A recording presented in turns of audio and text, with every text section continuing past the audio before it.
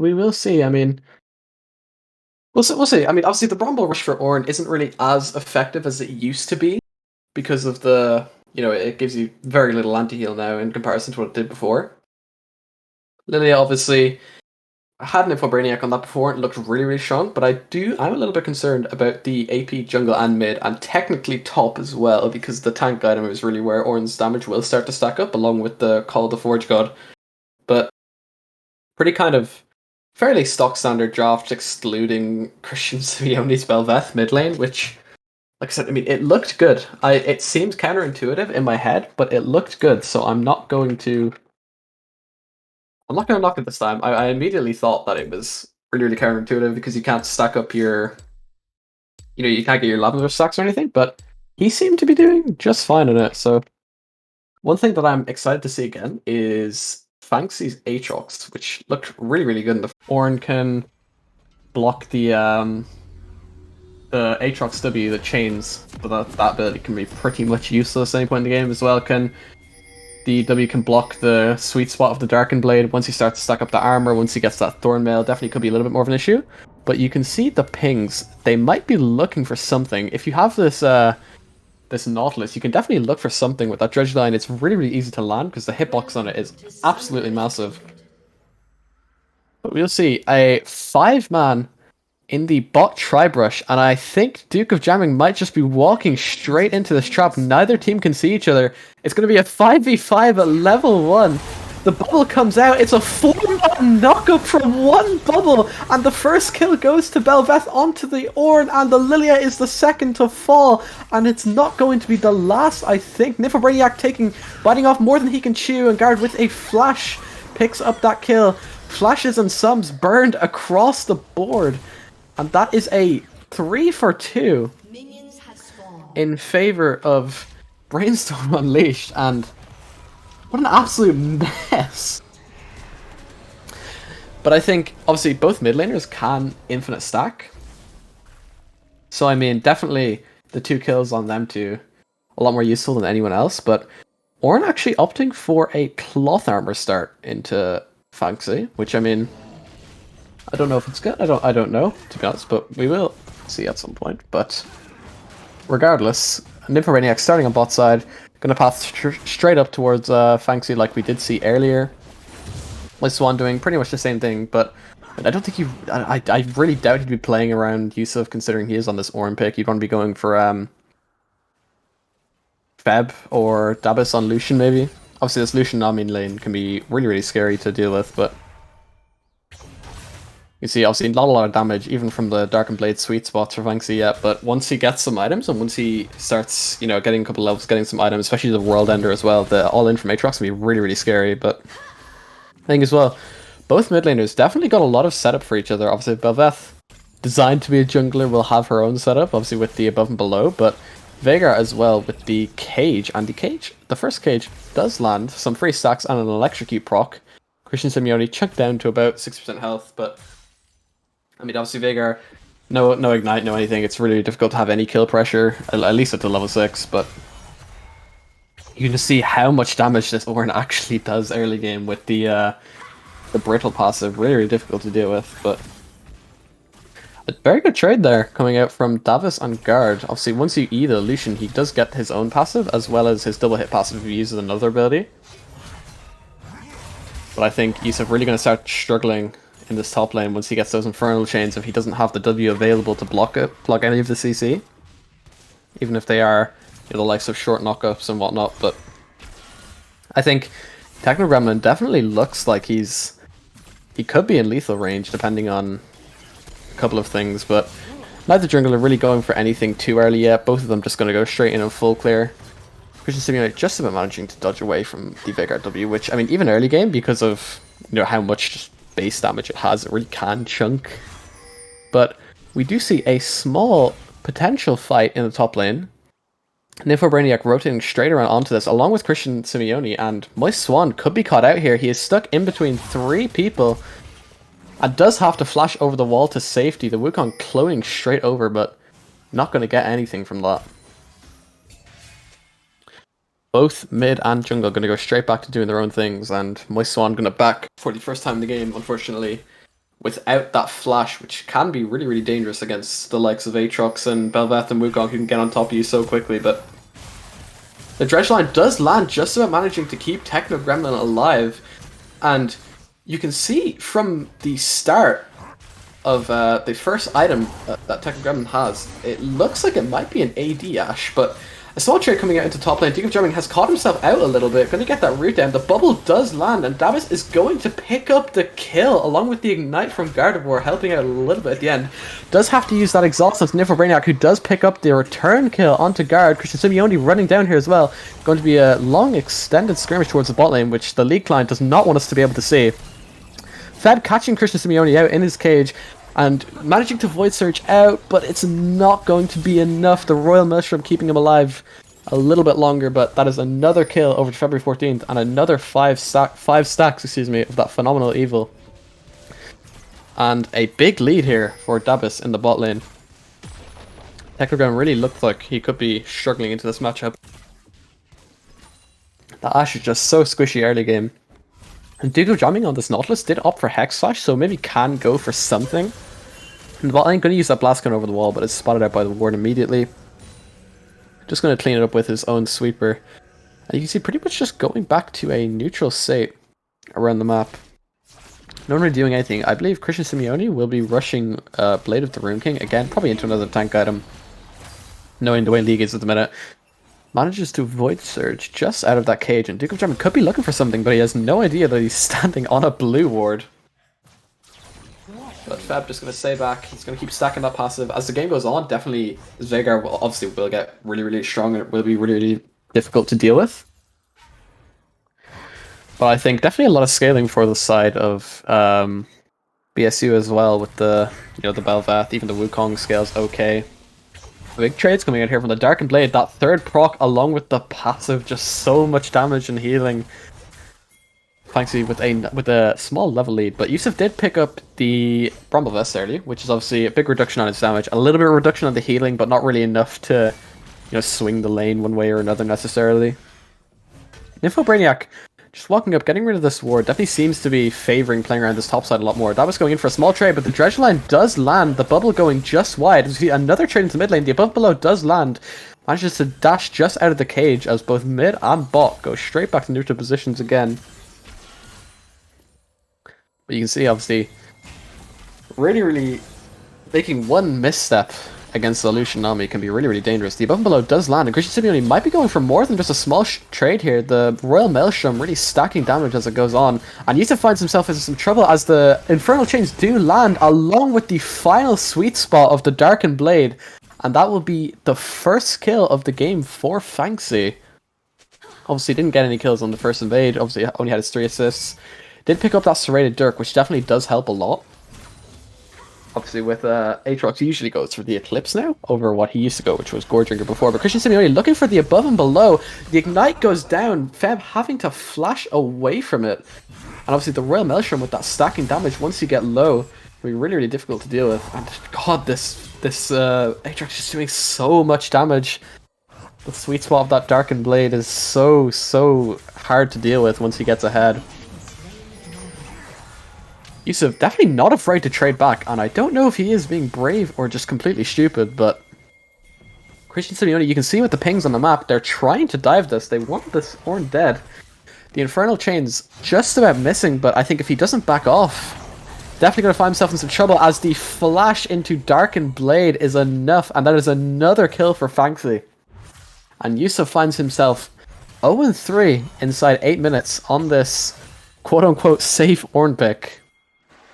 So definitely going to struggle for until he starts to, he gets those levels, he gets those ornaments. A little bit of an 800 goal lead, and the first Herald as well going over to BSU. And I know that Manhattan Project, off the top of my head, are on a decent win streak at the minute, so I think this is the first time that they've looked like they're having a little bit of trouble.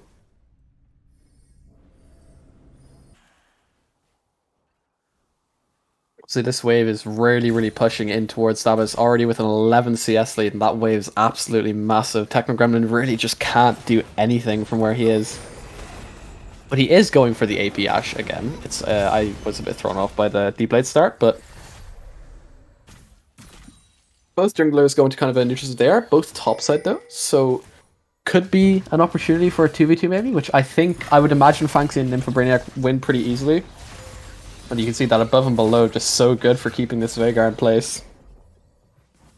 Obviously as well, after they did let Christian Simeone pick up that Herald, and he got the piece of Void Crow from the Herald too, so that extended 3-minute variant of the True Form, along with the minions spawning on takedown in lanes.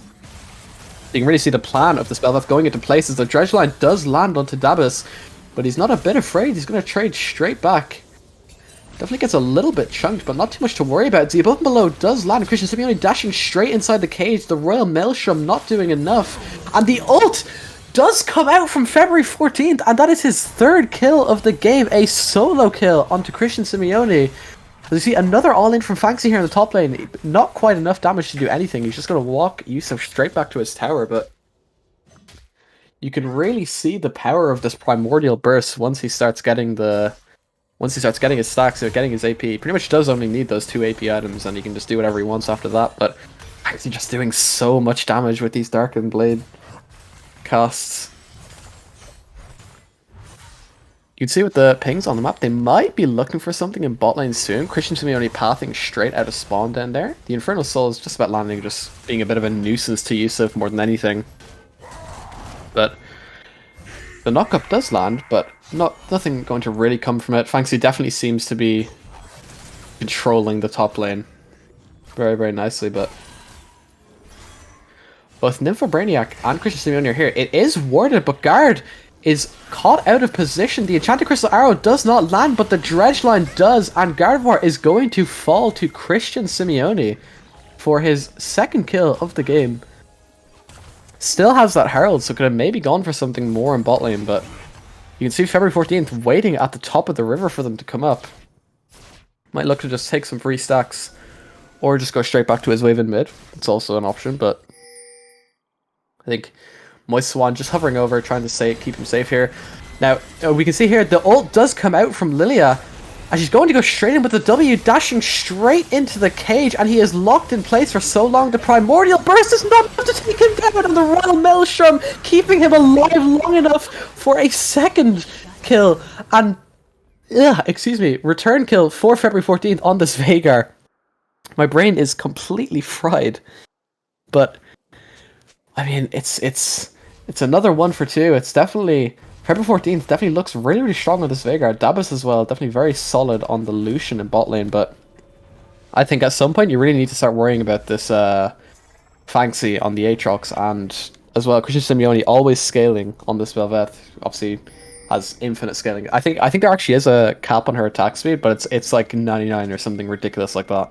But I've absolutely no idea. But for the sake of conversation, it is infinite scaling. But you see both teams going to try and contest this dragon. It is up in about 25 seconds. And both teams just trying to set up vision, trying to clear enemy team's vision. In top lane, or in mid lane, excuse me, the Herald has been summoned by Christian Simeone. Definitely going to make it a lot easier for his team to take this Baron down, or this dragon down, excuse me. Moist Swan looking for something in the mid lane as Christian Simeone does get hit by the cage, managing to Void Surge out of that bowling ball, and he is going to fall finally. And that is definitely that pick going to cause a lot of problems for BSU in this dragon fight. The bowling ball lands onto 3 people, excuse me. That ult is not quite up yet, so definitely could have been an opportunity for something if she still had that cooldown, but BSU going to cut their losses and just let this Drake happen. Now, they are 2 Drakes behind now, which, you know, obviously, after this, the soul point is when you really start having to get pressured to go for these Drakes, so definitely going to want to start picking up on them soon. Obviously, the pick onto Christian Simeone is a little bit unfortunate, but you just need to make sure that you're not getting caught out again, I suppose. But like, both teams going to go back to a pretty much neutral state. No objectives up for the next minute or so until we get that second Herald. Which, I mean, knowing Belveth, Christian Simeone will want to go for that. Till then, Tekken Gremlin seems to be spending a lot of time alone in this lane. I mean, obviously, playing such a low mobility AD carry, she does have that Enchanted Crystal Arrow as a little bit of self-peel, as well as the slow on volley and on her auto attacks, but definitely would struggle a little bit into something like Lucian Nami with so much mobility, the Gale Force, the E, the flashes, everything. And as well the CC from Nami too, but you can see with the pings, maybe looking for something onto February 14th. Most of that mid lane area is warded though, so I don't think February 14th will be falling for anything. Info Brainiac taking away that blue buff as well, which obviously can be quite important to Lilia. She does have the Leandry, so it shouldn't be too much of an issue. But Yusuf maybe caught out a lovely sidestep onto the Darkened Blade, flashing out of the Infernal Chains, and very, very well played from him after getting caught out a little bit. Thanks, he did have a flash of his own, but I think probably the right decision. You don't need to go for anything stupid at this point in the game when you're a little bit ahead. So February 14th, though, a huge CS lead, or a huge level lead, excuse me. But obviously Christian Simeone, once he does use this Royal Maelstrom, it really does like negate a lot of that Veigar burst if he can time it well. But you can see Fanxi, all four of them, maybe looking for something in mid lane. Technically is still on his own in the bot lane. Duke of Darming flashes over the wall along with Fanxi. Neither of them connected with anything. The Enchanted Crystal Arrow goes just wide. February 14th is on 1 HP and Fanxi picks up another kill. The two-man sleep and Christian Simeone stunned under tower does pick up the return kill onto Davis. Duke of Jamming going to be the second person to fall to Moist Swan. Fanxi just so much healing. Nympho Brainiac sitting on the edge of the fight. Really, really weak.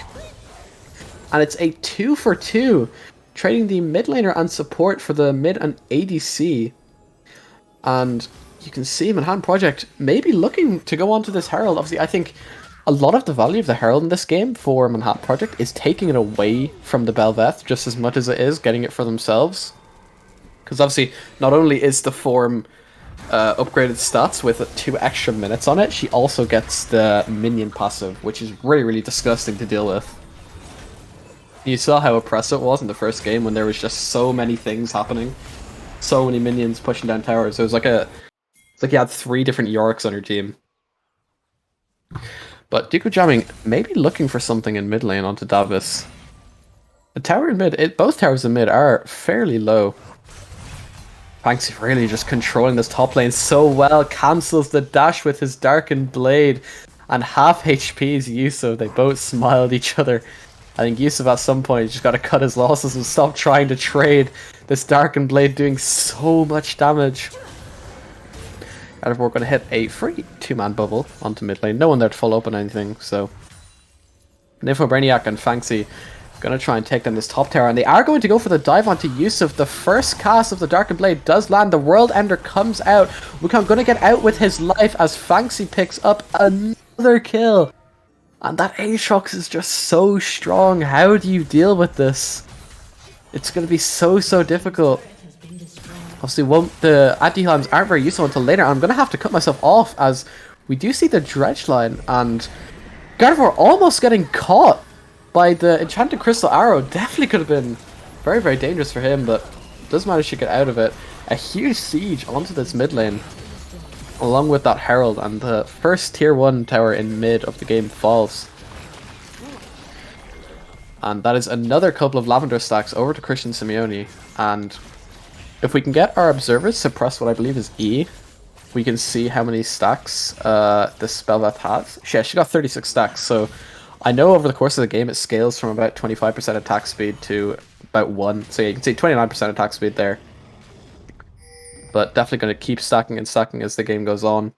Got about 1.5 attack speed right now, which obviously her attacks do deal a little bit less damage than normal. I think it's 75% off the top of my head, so it does take her a little bit of time to get online, but once she does get online, she is so difficult to deal with. But obviously the next dragon up in about 5 seconds, and Man Project will be on Soul Point if they manage to get this, but maybe not in a position to go for it necessarily. Just throwing any skill shots they have over the wall, the bowling ball, the bubbles, anything. The Darkened Blade does manage to catch out February 14th, and that third cast just does so much damage. The Enchanted Crystal Arrow lands way too late to even do anything, and the dragon goes to Brainstorm Unleashed. The dredge line not landing, but the point and click route obviously does, and the above and below enough to keep Gardevoir in place long enough to have another kill going over to Christian Simeone. And I think at this point, this is when the game gets really difficult for Manhattan Project. That was just about managing to dash away from that dread line. But I mean, it doesn't. It looks quite bleak at the minute for Manhattan Project. Obviously, they are already through to playoffs, so it doesn't particularly matter for them. But it's always nice to end out the season on good notes. But he's going to go straight in for a trade, and I don't think he realizes how much damage that this Belveth does with the Blade of the Ruin King against him. Obviously, has built a lot of armor, but still. Once Belveth does hit level 6, she does have that passive of getting, like, stacking true damage over time. She attacks the same champion, kind of similar to Vayne, but to, like, way more of an extent. But, obviously, every lane definitely seems to be doing fine. Technical Gremlin, definitely a lot of CS behind, but when he is building those support items, it doesn't really matter for him. He can kind of just do what he wants. Christian Simeone gonna look for the above and below. Just doesn't do enough damage to this Ornn to be able to do anything, really. He is just going to walk him straight back under his tower. Yusuf is going to have to back on his own. Baron is up, though, and I don't know if either team is really strong enough to go for it, but Fanxi just walking straight back over the top lane might just continue splitting until they have until, say, the next dragon, for example, or something. But both people caught inside the cage. Or it's the same person, excuse me. It looked like two people because of the clone, but Brainiac almost getting caught out on February 14th there. Obviously, if he does land the cage, and it's straight into Everfrost, and then after that, it's really difficult to do anything. But the dredge line, I'm not even sure what he was aiming for with that, but I'm sure he had an idea in mind. But neither team really looking for anything, kind of just trading things. Definitely a lot of control in this topside jungle for Brainstorm Unleashed. Technogram does get caught out by the bowling ball. The Enchanted Crystal Arrow keeping him alive just long enough to knock him February 14th with the Wukong ultimate, and Veigar is going to fall to Nympho Brainiac. My Swan might be the second. The Call of the Forge God comes out, knocks up only Duke of Jamming on the Nautilus. The Culling comes out and it's enough to take him down. Everyone else just about out of range of it. The second bowling ball not quite landing.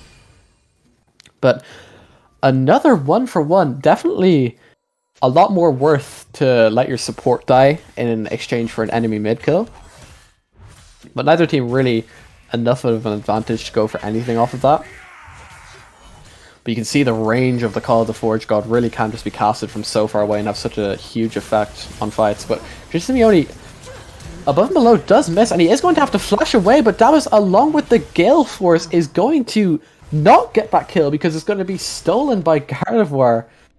And Christian Simeone leaving behind an XD after that, and that is a decently sized. I don't know how it was a 450 gold shutdown that Davos won't get. But Fanxi might get caught out here on his own, does flash away, but is going to get caught by the sleep. They don't know if Brainiac is there. The Enchanted Crystal Arrow going just wide. I feel like I've said that about 100 times in 20 minutes this game. But Fanxi, they might go for a dive here. Nympho Brainiac is here just in case. The bowling ball is going to go just wide of Fanxi. Obviously, no sleep available for Lilia. But, I mean, there isn't really much you can go for either team here. Yusuf just going to get this top lane shoved out generally. I think a lot of nothing happening on the map at the minute. Gardevoir sitting inside this brush. I don't know if he I would assume by common sense he would know he's there. Fanxy's just going to walk straight back into Botside River. You can see with the red pings, they are looking for something mid. Maybe just trying to get the wave out. I'm not 100% sure, but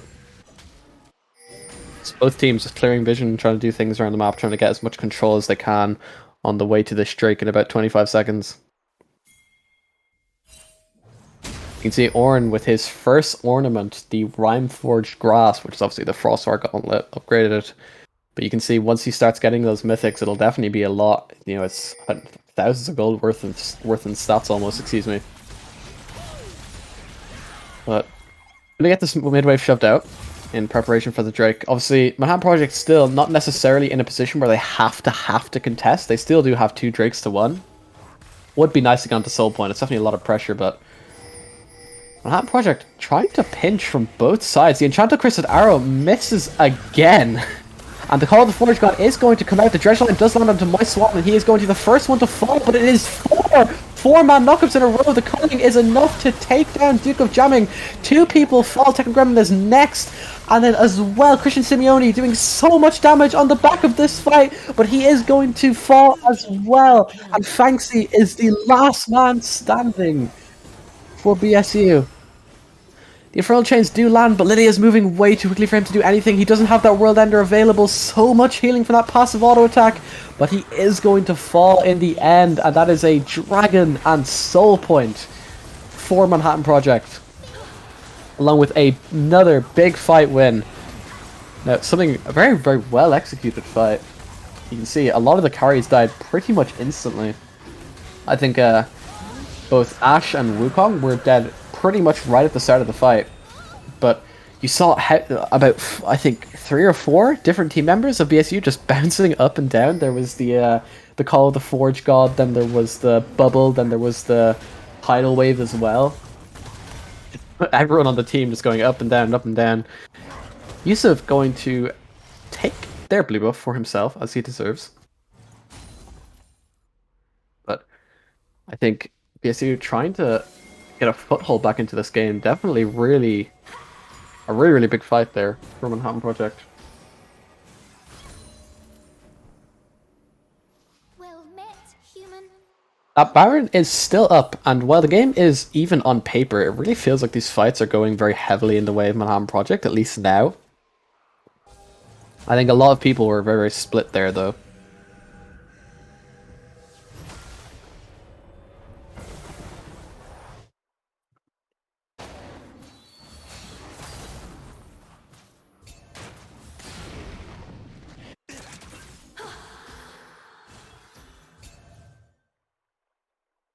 BSU potentially looking for a Baron here. Have 4 of their members in this topside jungle. Technogram did just back, so he is unavailable for this fight. Obviously can have a very, very good impact from far away with that enchanted crystal arrow if he does manage to hit it for the first time this game.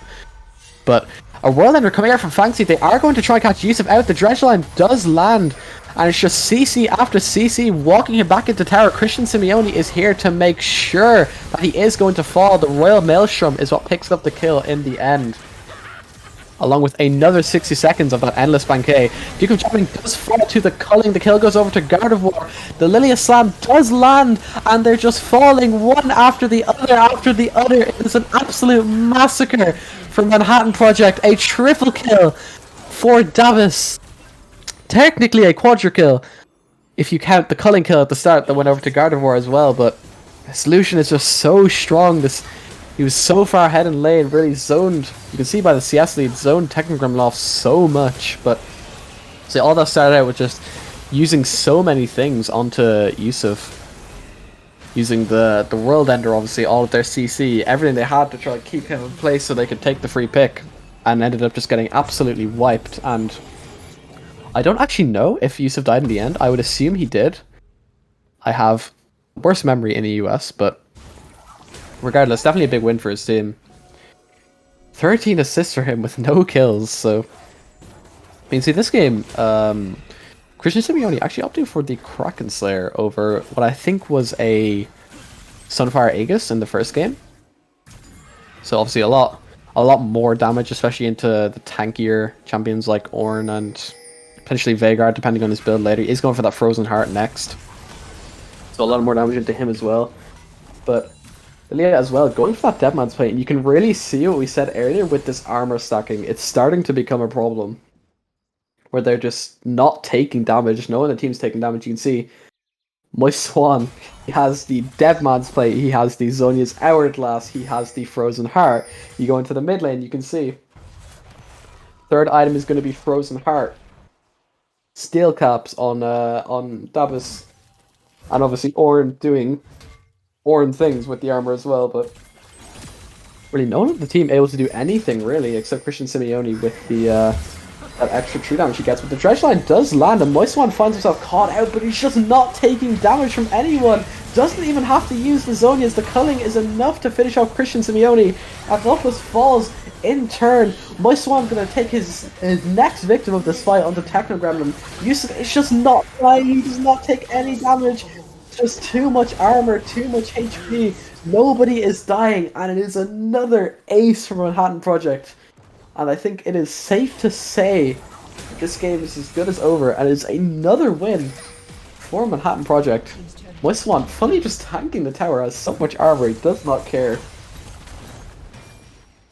I think maybe a couple of mistakes in draft, considering just how little magic damage they have on the team. Really just no reason to do anything except stack armor. This last Cloud Dragon up in about 20 seconds, and obviously the move speed not necessarily the biggest thing on anyone except Lucian. Obviously really likes that move speed on his ultimate, but I mean no one else really. Lilia obviously likes any kind of move speed, but I think Davis is the one that'll be really feeling the strike buff with the culling. It'll be so difficult to get away from him. But there is still this wild card of the Bel'Veth scaling, because you never know how strong it might get. Like if there is any problems, if Manhattan Project overrush something, makes silly mistakes, anything like that. Definitely possible. Unlikely, sure, but I mean, just playing these fights a lot better than Brainstorm Unleash, really. If we can have a look at Bel'Veth's stats quickly, we'll see how much passive stack she does have, which is 61, so it's a total of 61% attack speed. So she is stacking that up nicely.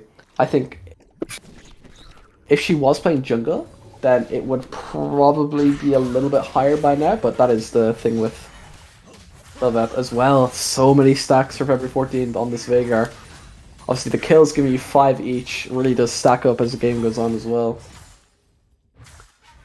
Not really the most wave clear in the game either. So might definitely seem to be struggling a little bit with these super minions. The second blue buff that is not even from his side of the jungle for Yusuf. But Manhattan Project may be looking for something in this topside jungle. Duke of Jamming is going to spot him out on the sweeper. Not going to use that sleep, but the Call of the Forge God does come out, and they're going to full send it. The Call of the Forge God not landing on anybody, and I think after that, both teams will probably just disengage. My Swan is having none of that. Seems to want to look for something. Red team's turret has been destroyed. So much pressure in mid and bot. Fanxi just doesn't do damage to Yusuf anymore. There's just too much armor. Yusuf is now in a position where he can 1v1 the player he was getting completely rolled by all laning phase. The Enchanted Crystal Arrow does land onto February 14th, but it's not going to do anything as Duke of Jamming is the first to fall.